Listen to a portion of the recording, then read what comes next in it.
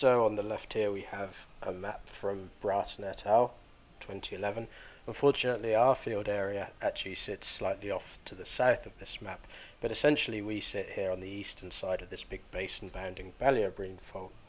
If we look on the right at Alex's map, which does cover our area, we'd probably expect to see some nice sin rift strata along the beach here. Perhaps if we walked up the slope a bit, we might start to get into some sin to post drift strata, which I assume is referring to the Verdicam and carbonate formation. This is a cross-section again from Bratton 2011, although this cross-section is from considerably further north than our location, but essentially we do sit east of this Billefjorden fault complex, probably to the west of the Odell fault as well, but we'll look at this in more detail when we get to the stops. Before we venture out into the field, we should try to get familiar with some of the formations that we might encounter at our location. We'll start with the Holtberger formation, which is characterized by these red shales and caliche. Then in the Eberdalen formation here, we're quite close to a big fault, so we may expect to see some alluvial fans. The same goes for the lower part of the Minkenfjellet, and as we move up through the Minkenfjellet formation, we might expect to see some Sabka environments, so gypsum, algal mats, that sort of thing. One thing we should keep in mind are these big topographic differences between Pyramiden to the north and our location here to the south. We will discuss these more at our first stop. Talking of stops, these are our two locations for today. Stop 1, I'll provide a brief overview of this area of the basin, and stop 2 as well will do the bulk of our geological work. Before we get out geology-ing, we do need to watch a health and safety video. The first one is the one provided by Pyramiden themselves, and then we'll go on and talk about stuff that is a bit more relevant to us in our fieldwork. Welcome to Pyramiden. I am Morgan Freeman's cheaper brother. Please pay attention to the safety video and be aware of your surroundings. Be aware of discarded equipment, uneven surfaces, unsafe buildings and local wildlife. Okay, that's it. Can I have my money now?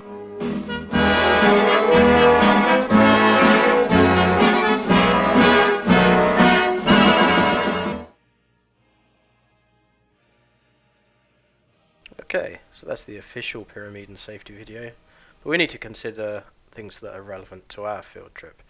We will be driving on sea ice, so it is important we assess conditions and have the right equipment, such as accessible ice spikes. Clearly, if the ice is like this at the time, we would not be driving on it.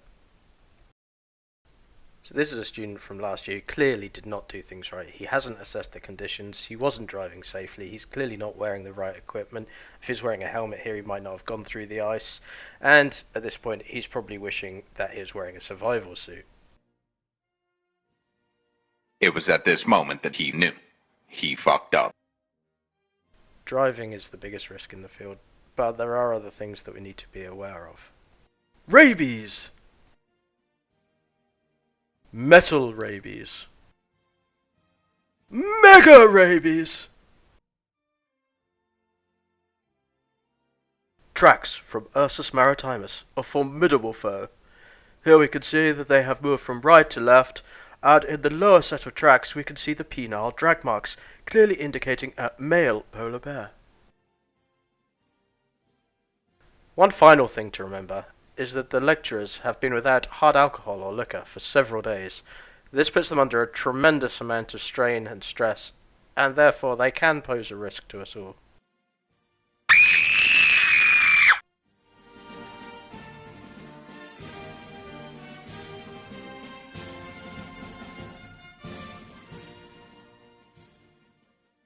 Here you can see Pyramiden Mountain to the north of us. Another group are looking at this location, but I just want to draw your attention to a couple of features. First is the Verdicam formation way up top there, and second is this big basin bounding Billefjorden fault. As we turn to the west, we're looking out of the basin here, so there are no sin rift deposits in this area, and as we swing around to the south we can see the pre-rift old Devonian red beds being directly overlain by the post-rift Verdicam formation. If we look towards our field area, we can see the continuation of the Billefjorden fault, and to the left of that we're starting to see some more synrift deposits again. We'll go and have a look at these at our next stop. As we turn to the east, we are looking into and across the basin itself. This basin is typical of many failed rift systems in the world, including the prolific petroleum systems of the North Sea.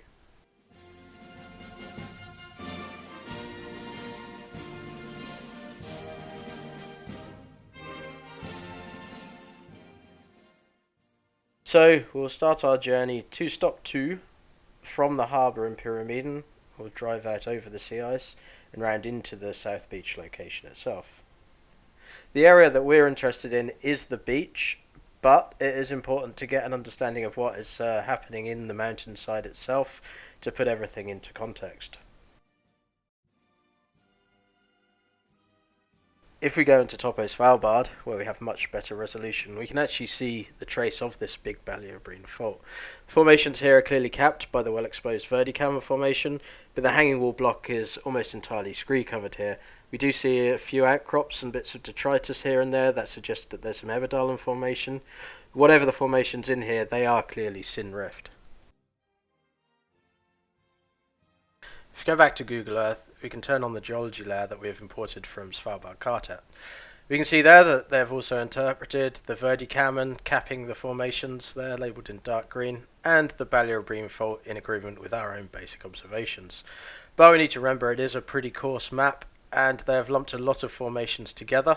So let's go down to the beach now and do a more detailed job of it. We might even find something that they haven't. One final thing to mention is that last year's group seemed to congregate around 2 different localities in this area. Now, could this be due to snow cover in the winter and those being the only visible exposures, or maybe there is something more geological going on? Let's go and have a look.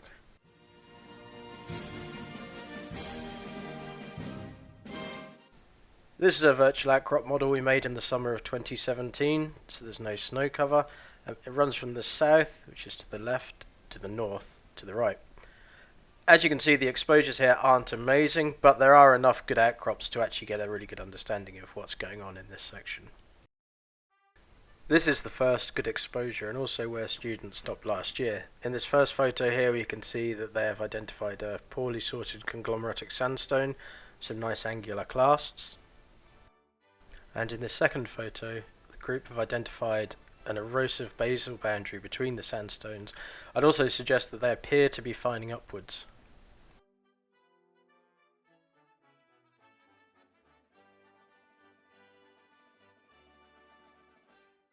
As we continue along the section, we can also see the brittle nature of this formation.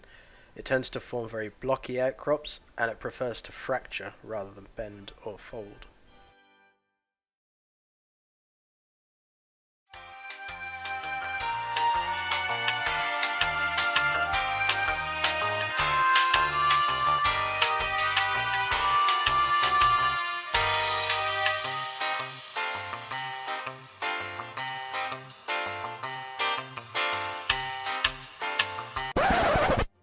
Ah, okay, yes, that's different. That's definitely different. You see that? The dark stuff near the base there. Yeah, keep going, driver, but slowly. Let's go to where the students stopped before.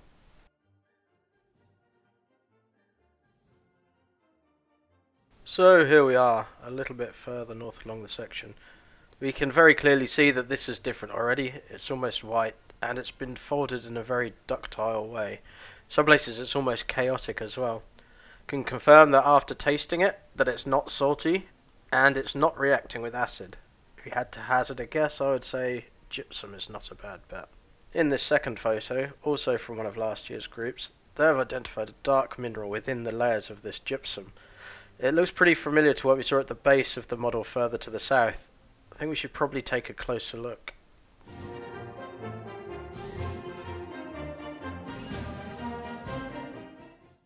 Here we have a more detailed model that we also made in the summer of 2017 of the evaporite and mudstone succession.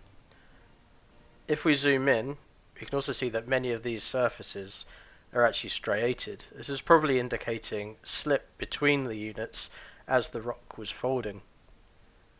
We can also see here the dark mudstone. It's much more clear in summertime, and we can also see that it's interbedding with the gypsum, as is highlighted by the label there. This is pretty classic for a Sabkha environment, where you have alternating layers of evaporites and algal mats. When we move along the model, we can also see the really ductile and chaotic nature of the folding. If you remember, this is in real sharp contrast to what we saw at the conglomerate outcrop, which is much more fractured and blocky. We can see the resolution of this model is much better, and we can pick out where we have higher amounts of organic rich mudstone, even folds within that mudstone, and where we have more evaporation dominated sequences. As we move along the model, we can also see the folds are often in different orientations. This is typical of gravitational collapse rather than tectonic compressional folding. In this part of the model, we can really see the classic chicken wire structure, which is closely associated with the deposition of gypsum.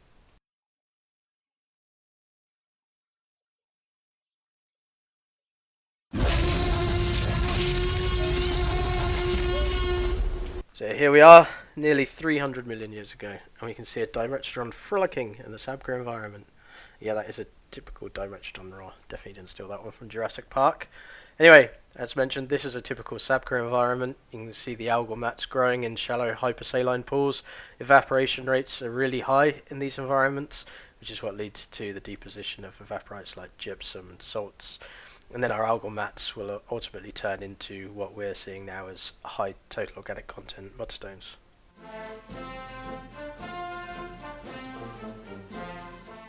This is the last model that I'm going to show you. It was also made in the summer of 2017. As we move along, we can see the gypsum and organic rich mudstones of the Sabkha environment. As we approach this gully here, we can clearly see the gypsum and organic rich mudstone on the left. On the right, there seems to be less darker material, but we still have some paler stuff. Should probably come back and just check that that is gypsum, but let's continue along for a better exposure.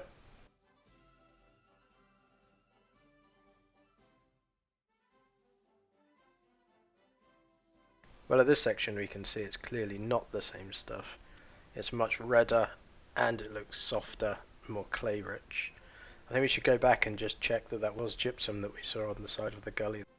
So here we are, looking back at this part of the model. Let's have a look at a photo of this bit. Okay, yeah, it's pretty clear that this pale stuff is not actually gypsum. It's also reacting with acid and sitting in the middle of a red shale. This to me looks like rootlets and caliche as part of a terrestrial environment. So in the model here we have a rapid change from Sabkha to the left to this terrestrial stuff to the right. I think we need to take some time now and put it all together.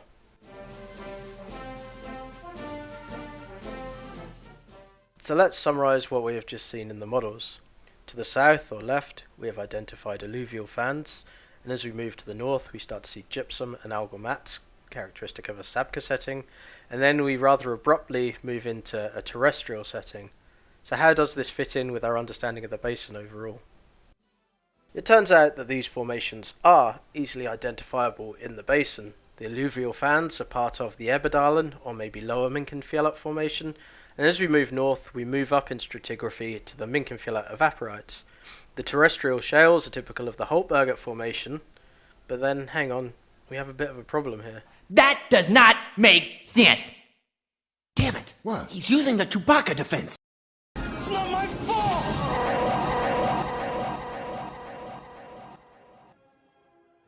I appreciate that's a bit of a tenuous link, but anyway, yeah, to make this sudden downward jump of several hundred meters in stratigraphy, we do indeed need a fault, as Lando Calrissian so eloquently put it. So there must be a fault of at least 300 meters of offset. We know this because we can see the same formations that are on the beach some 300 meters up in the mountain. If this fault is actually a growth fault, as in the sediments are syn depositional with the fault, then the offset could be even greater than that. We can also look at some structural measurements along the section for evidence of a fault. We took the measurements in 2017 at the same time that we made the models. Circles here represent bedding planes and dots represent movement surfaces such as striations. You can see that in the Eberdalen or Minkenfjellet that bedding is consistent within each outcrop location, although this might vary from exposure to exposure as an alluvial fan typically does. We can also see that the bedding becomes progressively more chaotic as we move towards the Sabkha setting, probably reflecting this gravitational folding.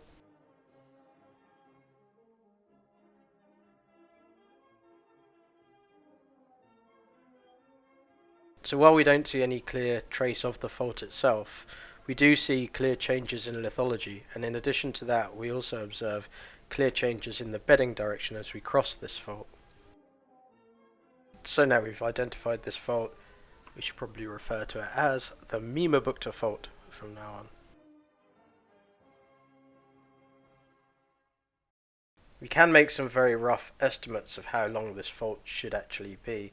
We don't really know how close to the maximum displacement we are here, but using some simple ratios for rift basins we can estimate that it should be in excess of 20 kilometers long. So that leads us to the question of why don't we see it elsewhere? Well, let's go to a lookout on Pyramiden and have a good overview stop. Firstly, we don't know that we don't see it elsewhere. It could be actually a continuation of other faults, but another and probably more likely explanation is that it's almost entirely located beneath the fjord, as shown in this panorama. But the final question is now, when and how did this fault develop, and how does it interact with other faults and the sediments around it?